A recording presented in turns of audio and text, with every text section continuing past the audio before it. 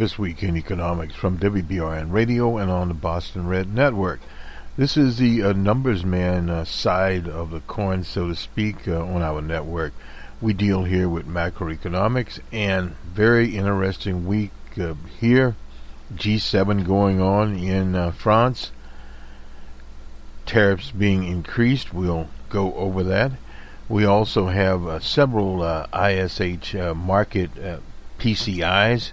You noticed in the corporate media lately, they have been referring to ISH market PCI, particularly the one on the U.S. And we'll look at the U.S., we'll look at France, we'll look at Germany, the U.K., the EU zone, Japan.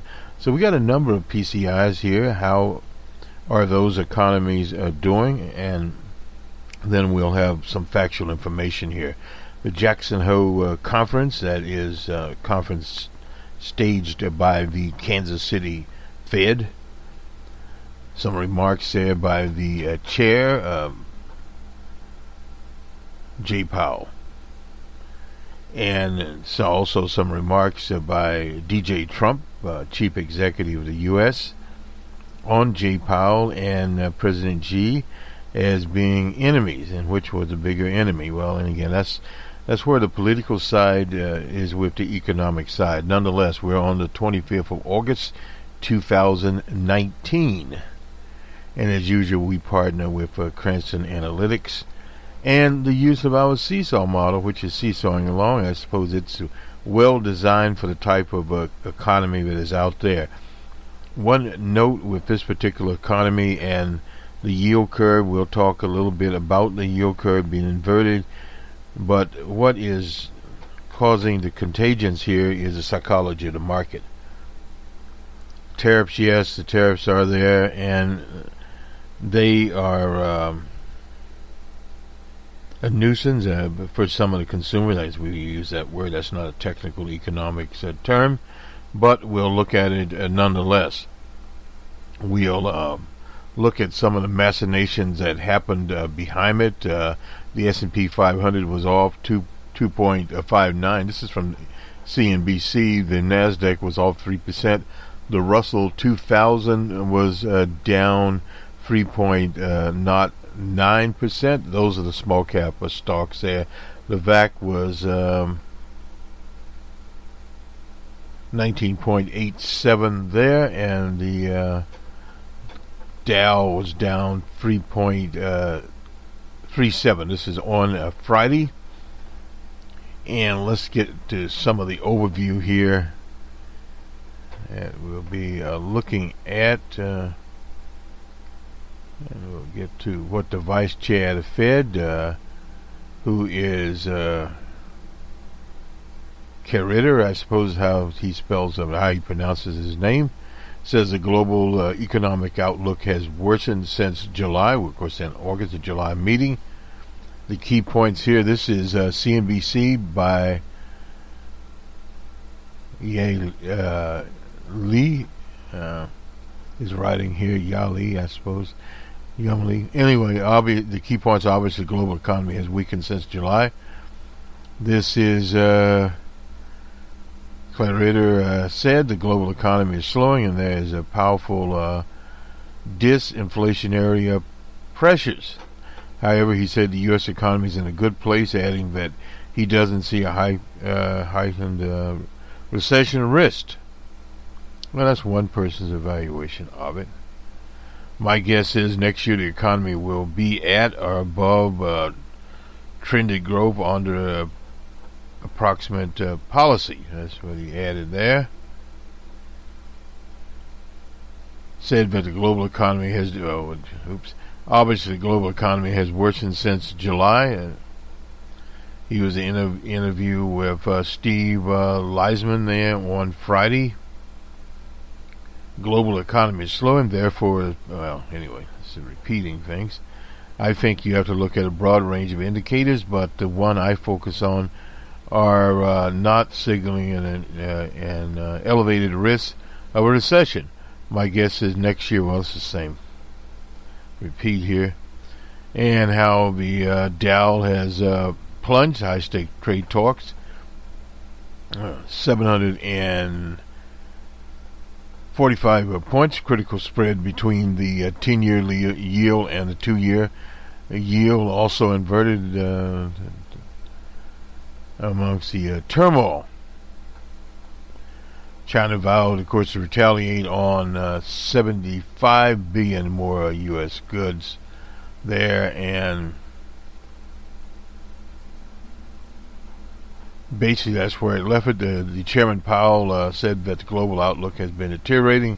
There's no rule book on trade wars. He promised that the Fed will act as appropriate to sustain expansion.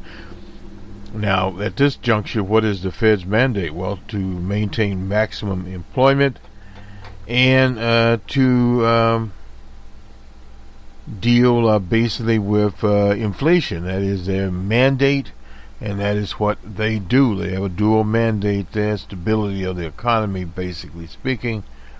And what tools do they have? Well, they can boost short-term interest rates, or they can lower short-term interest rates. And some of the central banks have already done that in Japan and various other places. They're actually in what's called negative interest rates. That in itself causes another problem. You can get into deflation, and that's something that has been talked about, has not been talked about as of late. And this is Dow plunges more than 600 points. Good headline there. U.S. orders manufacturers to leave. I guess we'll bring that up. As under DJ Trump, he ordered companies in China to find alternative places that they could be. And the stocks like Apple were down. The Dow here closed at 623.34, or 2.4% at 25,608.9. The S&P 500 was down 2.6 to close at 2,847.11. The Nasdaq, which is tech laden, was down 3% at the end of the day at 7,751.77. The biggest losses brought the Dow's decline for August to more than 4%.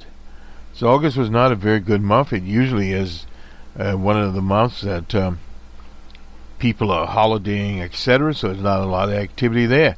Major indexes also post weekly losses for the fourth consecutive time. The Dow dropped 1% this week, while the S&P pulled back 1.4%, and the Nasdaq lost 1.8%. Incidentally, this is from CNBC, and we'll skip what DJ Trump said or what he did not say. The threats have been out there, but there is no need to provoke them. That is from Art Hogan, chief market strategist at National Security. It's National Securities. It's almost like the administration was expecting the Fed to announce a rate cut at Jackson Hole. Well, it was premature for that. Apple dropped 4.6%. Van Eyck Vector Semiconductors slid 4.1%. And Nvidia and Broadcom, those chip makers, around 5%. Caterpillar also was down 3.3%. The Nasdaq has fallen at least 1% 6 times this month, while the Dow has posted 5 drops of 1% or more, and the S&P 500 is down 1%.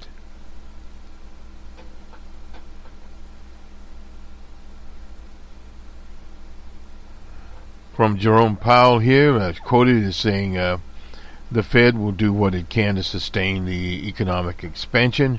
Our challenge now is to do what monetary policy can do to sustain the expansion, so that the benefits of strong job market extends to more of those who still are left behind.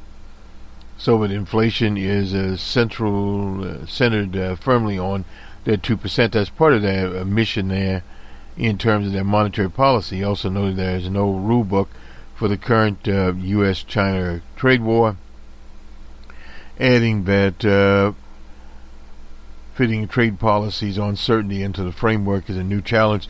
That really can't be done. We've been looking at several things as to how it can be done, but traders may have wanted a clear suggestion that the Fed would cut rates in September. That is a very tenuous position. The problem is, if you cut rates, yes, you can cut rates. Any fool can cut rates.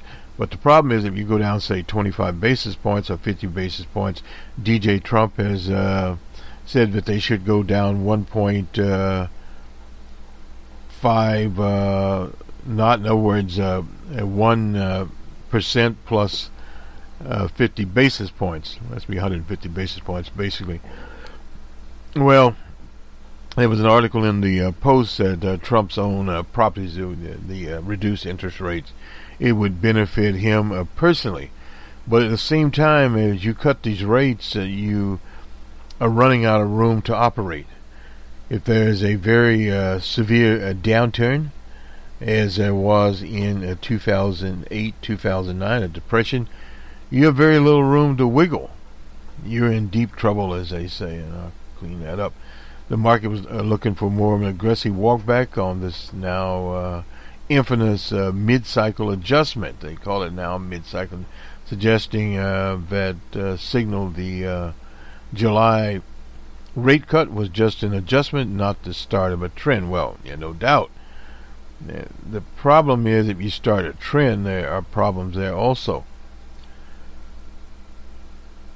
Powell said after a decade of progress toward maximum employment and price stability, that is the Fed's goals.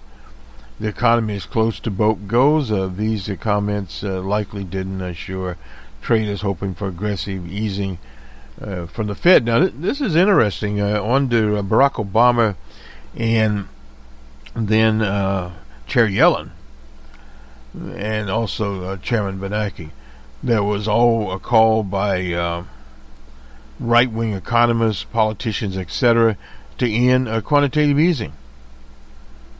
And now they want quantitative easing.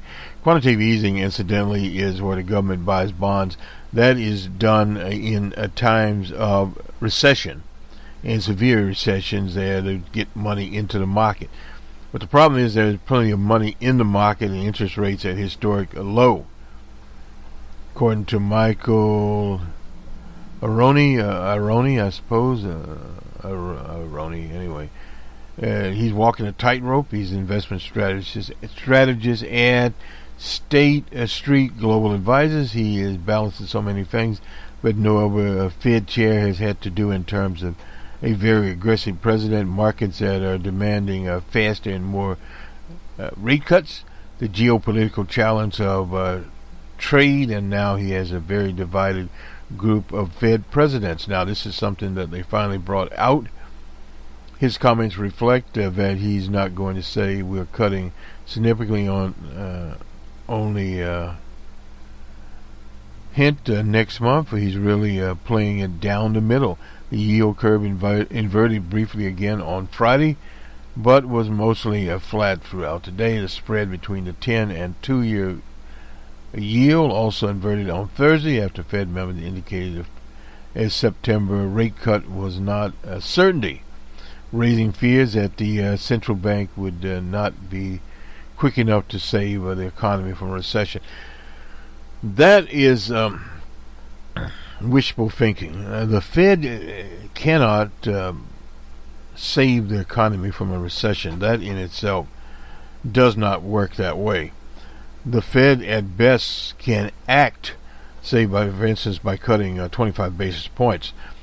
But if the economy is already in recession stance, nothing can be done. The recession will come.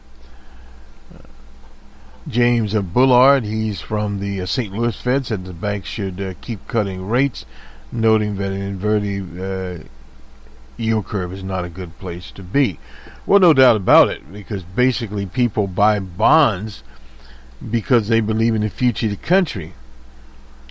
And the short-term people on the the 2-year, 1 year, and they even have a 3-month, a 90-day bond. If you want to get into that, you can you're quickly moving in and quickly moving out, but if they're at the same rate, there's no incentive for people other than if they think, and again, this is back to the psychology, broad psychology of the global market, things are falling apart, so they invest in U.S. bonds, and assuming that the U.S. Can handle it. In other words, they can figure out how to prop up the debt that is growing, period.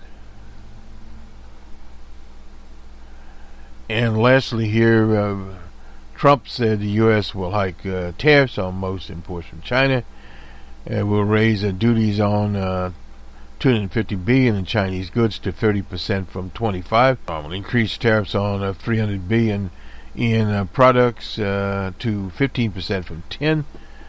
Well, my only question is, why didn't he just raise the tariffs to 50%? That's not unheard of. The question for the Chinese economy is basically this: at their party Congress, when we covered it, of the Communist Party of China, they decided that they would reorient their economy to a less of an exporting economy and more of a domestic economy, and that they have been in the process of doing. Now, they are feeling a discomfort in the short term. There's no doubt about that.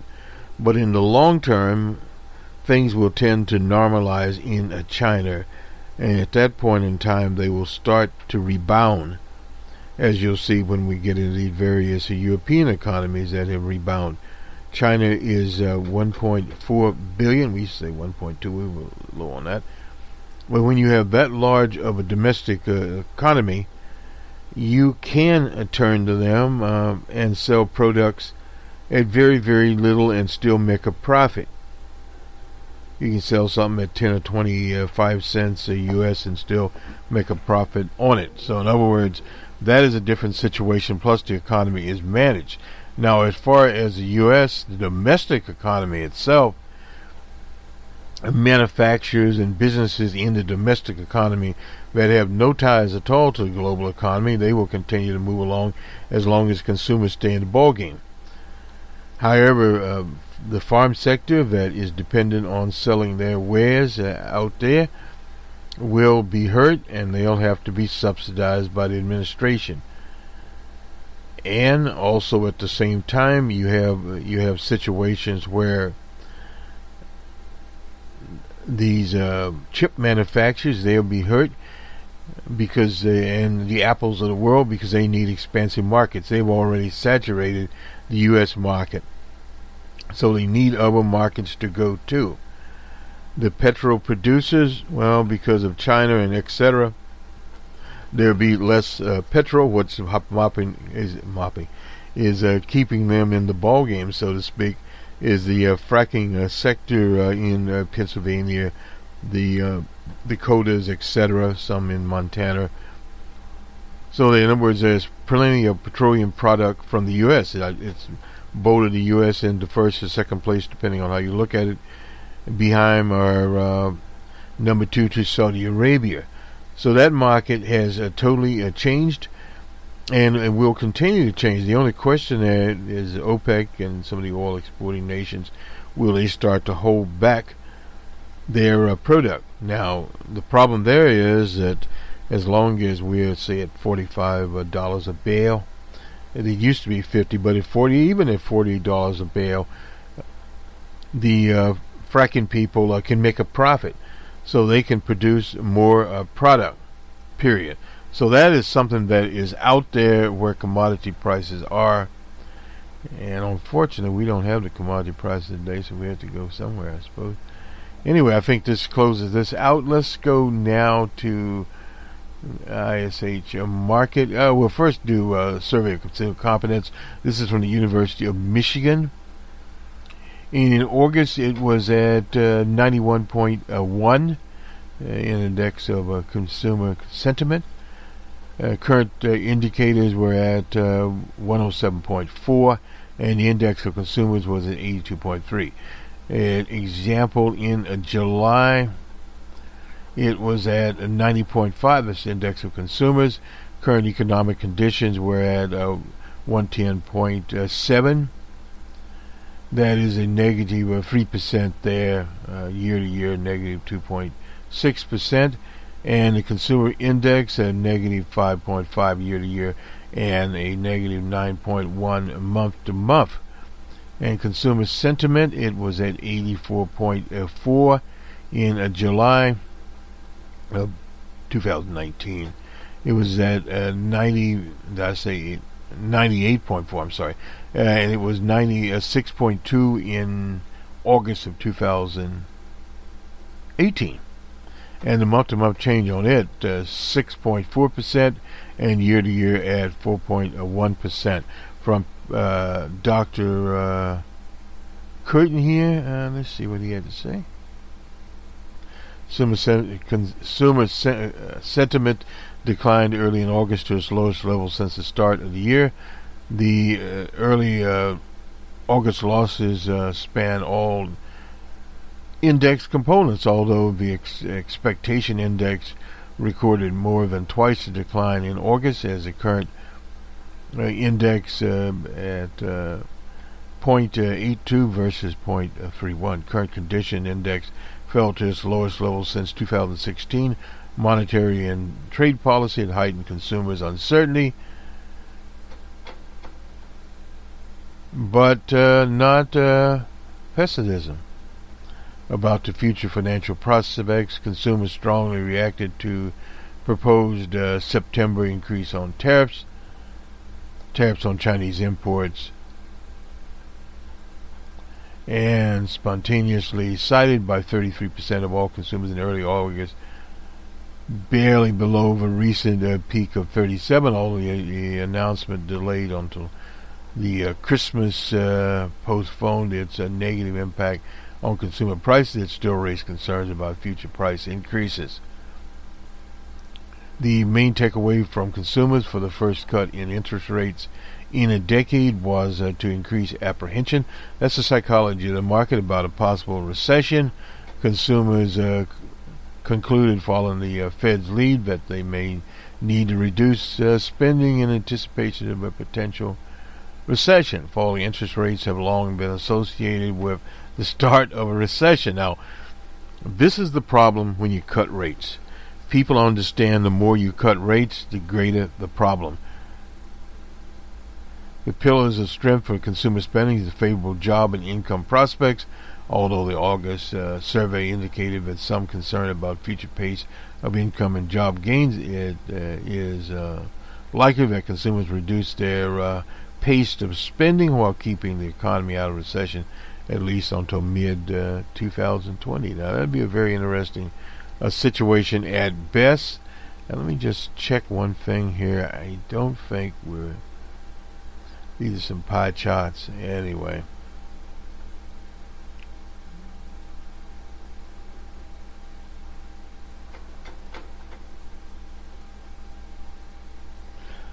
Really, this will not get us where we want to go. We'll go now to the ISH market people. We'll look at these flash composite PMIs from the U.S., the Eurozone, from Germany, from France, and Japan, and Australia, and the UK. We don't want to miss those. Anyway, all of these were published on the 19th of August. Alright, let's get to it now. We'll go ahead and do Australia because we're here. The August PMI signaled a first reduction of output since March, with a decline centered on the service sector. New orders also declined, but employment returned to growth and business sentiment picked up. Current weakness leads to a faster rise in manufacturing input prices, but service costs increased at a weaker point. So, the headline figure derived from the survey is the Commonwealth Bank of Australia, which is designed to provide timely indications of changes in output in Australia's private sector. a reading above 50%. That's a reading below. It shows deterioration. The index GDP weighted average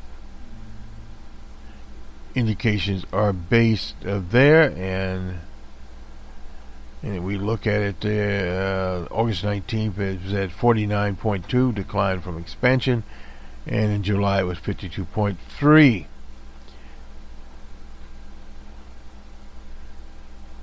And that was the, make sure I get to, that's the service PMI. The manufacturing PMI was at 51.3. Expansion slow rate of growth was what we got there. And in July it was at 51.6. Not much there. Modest increases were seen from output in new orders and the rate of job creation.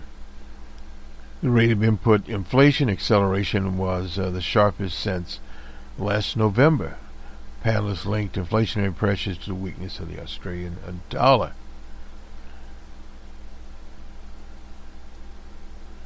And we won't spend a lot of time here, but basically, so the summary was 49.5, decline from expansion there, and slower rate of growth. A similar picture was seen with regard to new business, with a decline in service, leading a marginal reduction in composite new orders. Total new orders in the manufacturing sector were helped by a return to growth of exports, following 2 months of declines.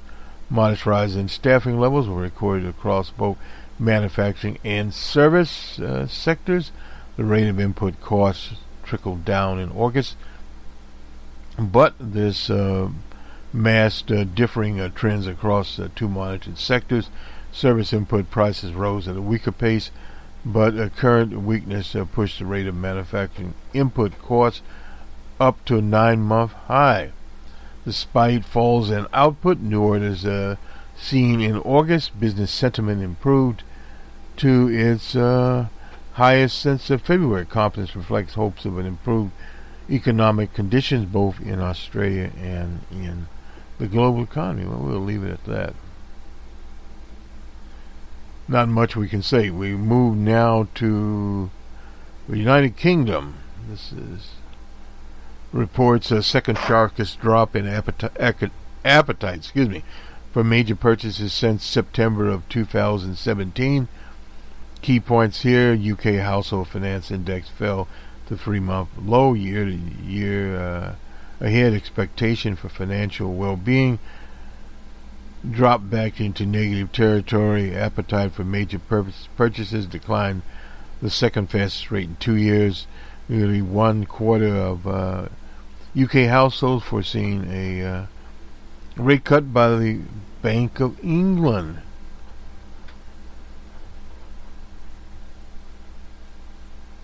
And the household finance index here, overall well-being is recorded at 43.7, a decline from 44.3. Living costs and inflation expectation, slight moderation in living cost perception and expectation in August.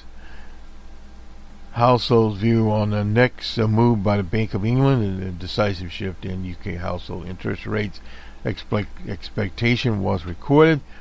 The prospects of UK households were foreseeing the next action by the Bank of England being an interest rate decline, rose to 23% there, from 16% in July. The Bank of England will raise interest rates within the next 2 years. This is down 74%. And let's get back to the top of this. The dip in current household sentiment also flattened filtered through economic well-being expectations, having been in positive range in June and July. Now, the headline index registered the lowest reading in 3 months, was back below the seen in 2018 at 44.2. Diminished appetite for major purchases also observed during August. Decline was once again sharp and second steepest since 2017, behind March of this year. From John Hayes, he's an economist at ISH Market. Latest survey data continues to highlight a fragile state amongst UK households. The Brexit, haze, uncertainty over the economic environment, and the increased possibility of UK entering into recession has to have dented expectations. The latest survey also shows a growing number of households expecting that the next Bank of England move will be to cut, almost 1 in 4 there. And that's the end of that ball game. Let's move on here. From Japan, this is a composite Japan Bank PMI here. The key findings in August at 51.7. That was the composite. In July it was 50.6. The Flash Business Activity Index at 53.4. In July it was 51.8. You can see the difference here. Manufacturing was at 49.5 in August, and in July it was up a tenth of a point. The latest release published on a monthly basis. In the estimate, typically based on approximately 85 to 90 total PMI respondents. And from Joe Hayes here, August PMI data gives plenty of promise that solid growth seen in GDP outturn so far this year could indeed stretch into the second quarter. The manufacturing PMI here increased in August to 49.5 from 49.4. This signaled a functionally weak contraction in Japanese manufacturing economy at the midpoint of Q3, extending the current downturn for the 4th consecutive month. The Flash Service Index here, seasonally adjusted business activity index, rose to its highest mark since October 2017 in August at 53.4. This was up from 51.8. So panelists think that there was a improvement in services. So let's zip back over here.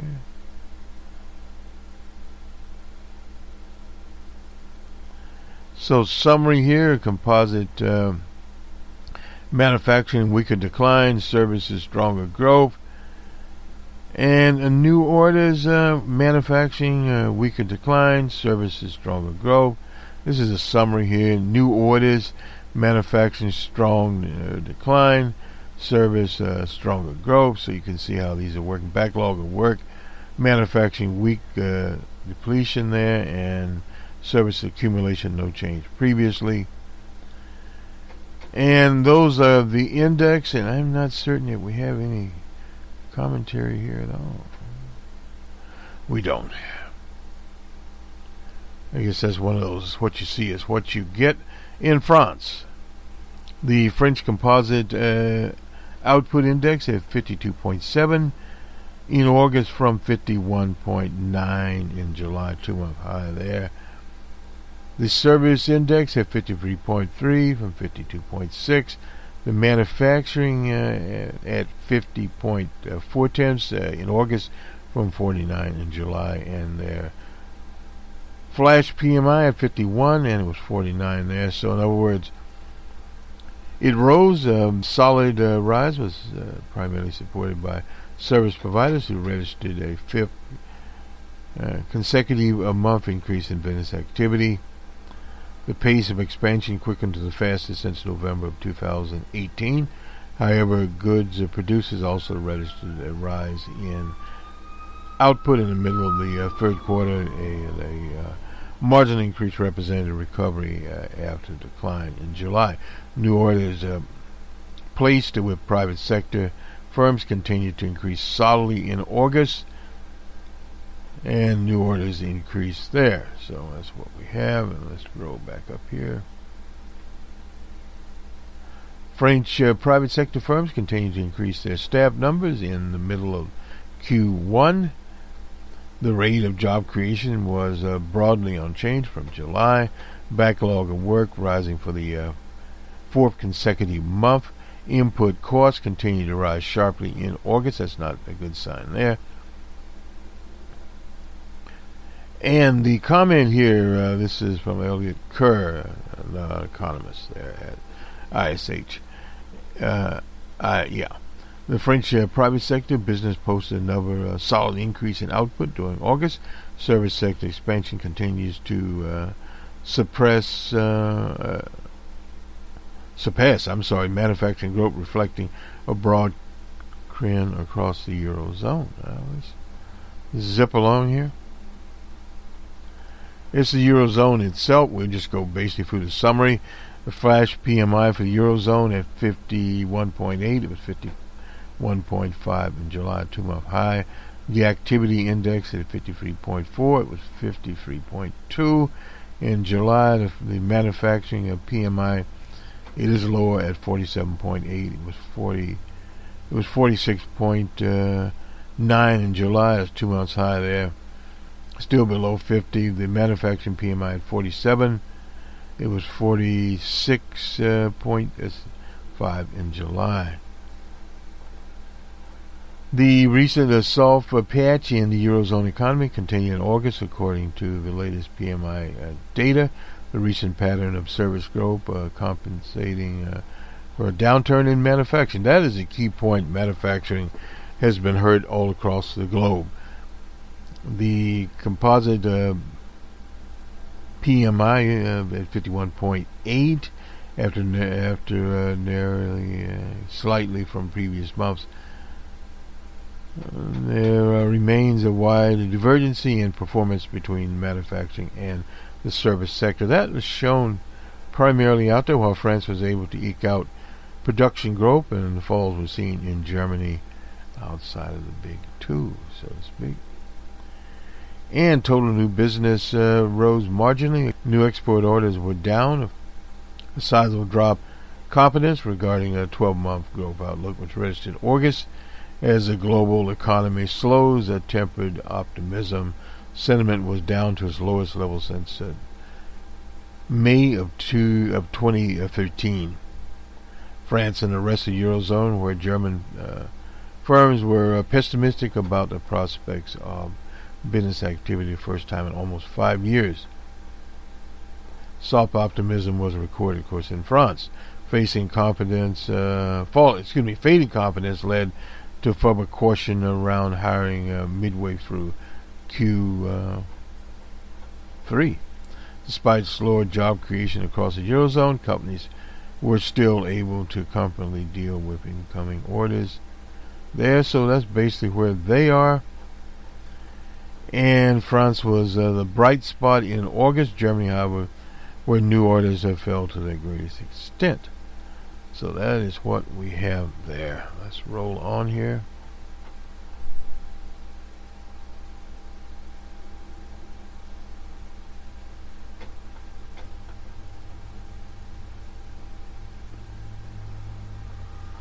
The broad lack of pressure on capacity contributed to softening of employment.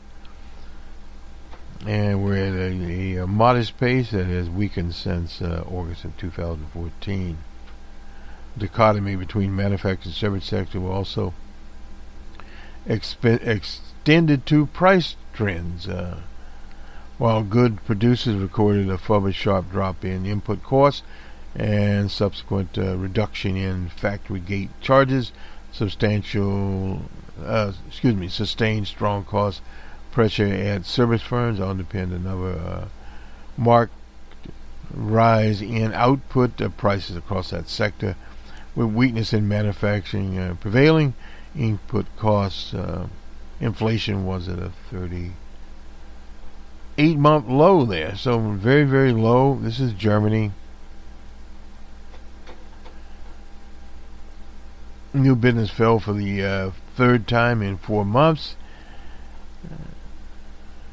And the overall rate of decline was the quickest since April of 2013. Not good for Germany. Concerns about demand was one of the several factors, aside heightened uncertainty, weakness in the car market, and geopolitical tensions. Second time there. Backlog of work across German private sector fell for the 10th month. And the comment here is from Phil Smith. Germany remains a two-speed economy with outgoing growth of the service sector, just about compensating for sustained weakness in manufacturing. Although improved slightly, the input survey data hasn't changed enough to dispel the threat of another slight contraction. In our opinion, Germany is in a recession now, and also the UK is in one or going into one as quickly as we could literally serve hotcakes on Boston Street. Now to the U.S. Business activity growth weakens in August amid slowest rise in new orders for a decade. Key finding that the output is at 50.9. That is a 3-month low. In July it was 50.6. The flash service activity index at 50.9. It was 53 in July. The manufacturing at 49.9. It was 50 in July, and the flash manufacturing output index at 56.6 is 50 there. So this is what you heard about in the commercial media. August data signal a renewed slowdown in the rate of U.S. Private sector business activity growth. Seasonally adjusted, the flash index dropped from 52.6 in July to 50 in August. The lowest reading were joint, the lowest since 2016. Composite index is based upon original survey data. U.S. manufacturing PMI, it registered 49.9, down from 50.4. You can kind of see this trend. The neutral for the first time now. This is since the Depression of September 2009. New business received by manufacturing companies fell to the second straight month, although only marginally. The latest downturn in order books was the sharpest in 10 years. This is something you really have to pay attention to. Let's get the rest of the information in here. Private sector companies revealed a market slowdown in new business growth in August, with the latest downturn in book order, the weakest since 2009. That was the Depression. The number of private sector firms noted that less favorable demand conditions had held back staff recruitment. Here we see this coming in. The rate of job creation eased to its weakest since 2010. That was in the Depression also. Meanwhile, confidence in related to year ahead business outlook dropped for the 7th straight month, running its lowest since July 2012. Latest survey indicates an overall decline in the average cost burdens for the first time since, again, the Depression 2009. Meanwhile, prices charged by private sector companies decreased for the first time in 3.5 years. The service PMI was at 50.9, down from 50.3. And the comments, this is from Tim Moore. He's an associate director at ISH. August's survey data provides a clear signal that economic growth has continued to soften in Q3. PMIs for manufacturing and service remain much weaker than at the beginning of 2019. Collectively points to an analyzed GDP growth of 1.5. That's a number to remember. The most concerned aspect of the latest data is a slowdown in business growth, as to the weakness in the weakest in decades, driven by sharp loss of momentum across the service sector. Survey respondents commented on headwinds from subdued corporate spending, as softened growth and expectations at home and internationally. Manufacturing companies continue to feel the impact of slow global activities, with new export sales falling at its sharpest pace again since 2009. That's the beginning of the Depression. Business expectation for the year ahead became more gloomy in August and remains the lowest since comparable data for the first time since 2012. The continued slide in corporate growth projections suggest that firms may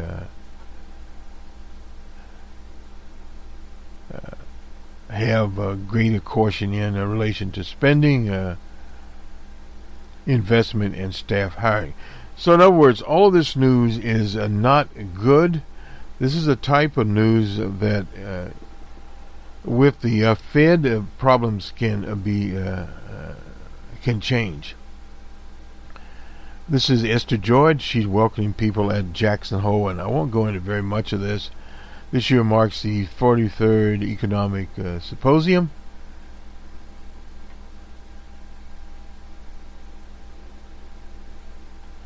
And she named some people that they have lost. Remember Alan Kruger and Marty Feldstein. Anyway, Kruger joined us at several symposiums, both as chairman of the Economic Advisors and, of course, a professor at Princeton. Anyway, without question, it's a complex ecosystem in which central banks seek an equilibrium, and our setting here in the Grand Teton Park is perhaps the ideal place to contemplate such changes. And you find the national parks home to variety anyway.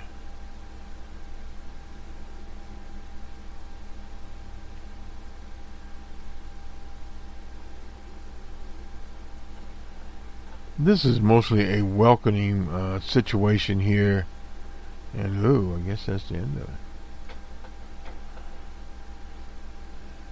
Whether or not central bankers can actually draw any lessons from the natural econ system, I highly recommend while you're here that you do not feed the bears, avoid encounters with them while hiking in the territory. Anyway, I thought this was something else, more of a position paper.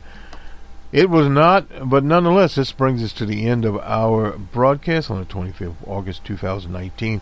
For those in business, you obviously are exercising caution.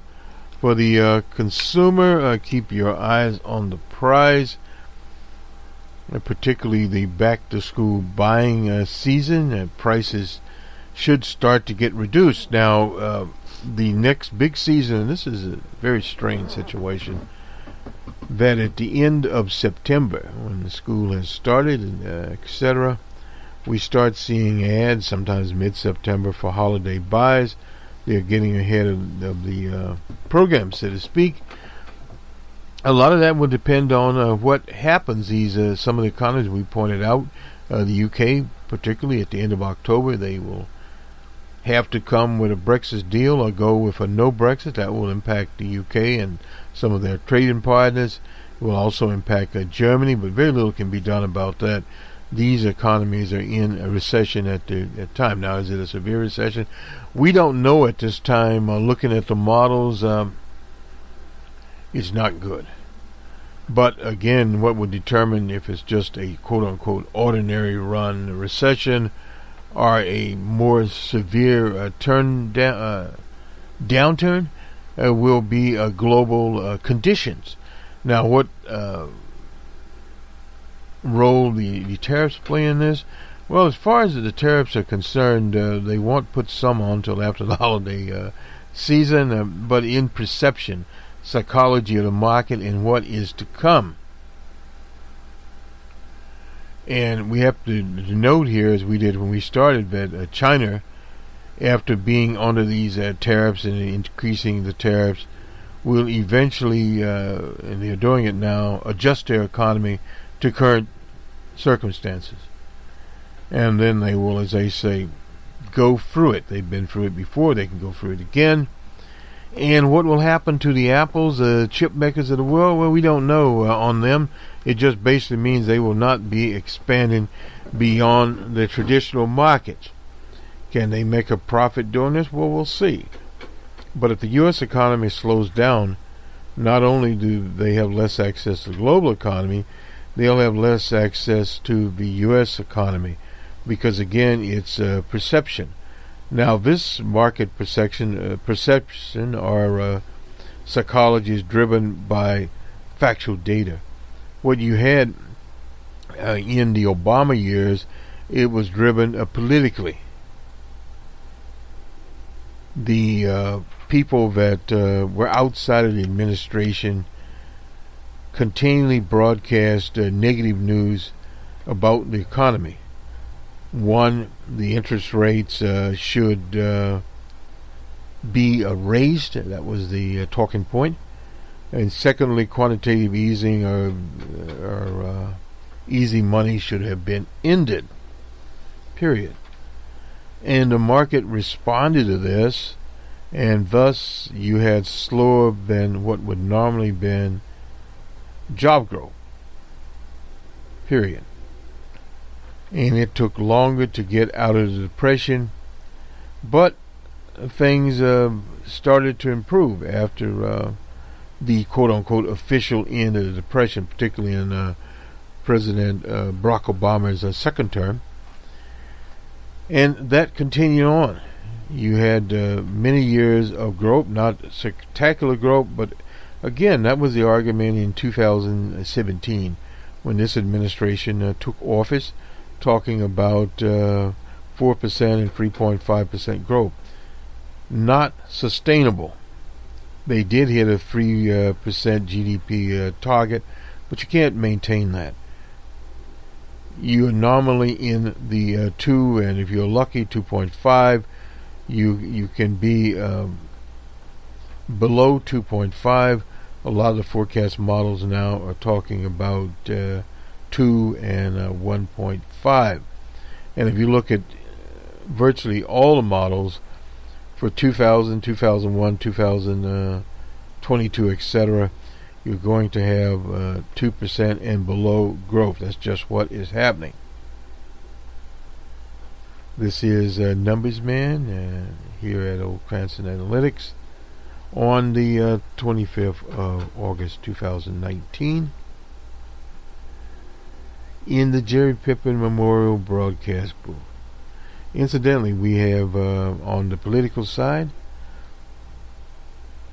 the week that was there, and we also have a very interesting one on internet radio, podcasts, and more podcasts. We recommend that you listen to that broadcast. We're on iHeart, we're on Stitcher, we're on Streaker, we're on Twitter, YouTube, the Google Podcasts, and we also incidentally have an open source report that we don't want to forget that, where we talk about security in the world of Android, open source, and library of free software. Here we use incidentally Audacity when we record and edit these programs.